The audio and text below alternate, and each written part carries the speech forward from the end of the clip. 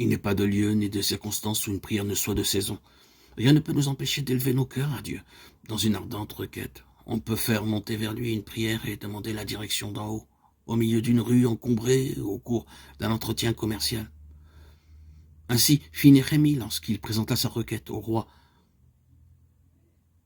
Que la porte de notre cœur soit toujours ouverte et que constamment monte vers Jésus notre hôte céleste l'invitation de venir y habiter.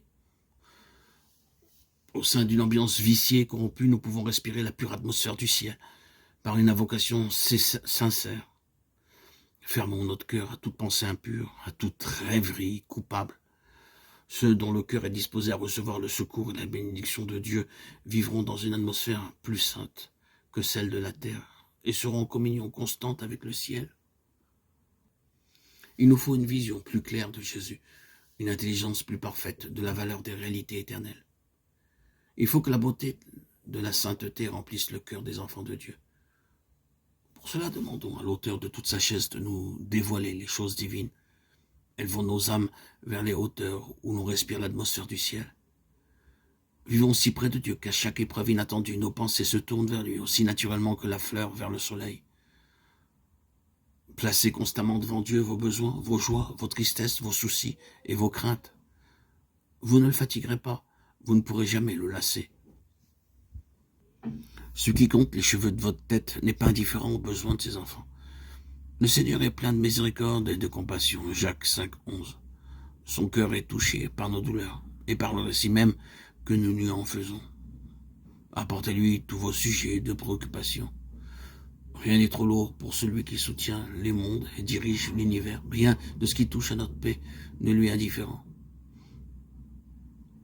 Il n'est pas dans notre vie chrétienne de chapitre trop sombre pour qu'il en prenne connaissance, ni de problème si troublant qu'il n'en trouve la solution. Nulle calamité ne fonce sur le moindre de ses enfants, nulle angoisse ne torture son âme, nulle joie ne le ranime, nulle prière sincère ne monte de ses lèvres sans que notre Père Céleste y soit attentif et y prenne un intérêt immédiat. Il guérit ceux qui ont le cœur brisé et il pense leurs blessures, psaume 147, 3. Les rapports entre chaque âme et Dieu sont aussi intimes que s'il n'y avait que cette seule âme pour laquelle il ait donné son Fils bien-aimé. Jésus dit, en ce jour vous demanderez en mon nom, et je ne vous dis pas que je prierai le Père pour vous, car le Père lui-même vous aime. Je vous ai choisi afin que ce que vous demanderez au Père en mon nom, il vous le donne.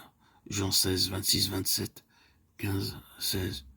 Mais prier au nom de Jésus, c'est plus et mieux que de mentionner son nom au commencement et à la fin de son oraison. C'est prier dans les sentiments et l'esprit de Jésus, tout en croyant à ses promesses, en se reposant sur sa grâce et en faisant ses œuvres.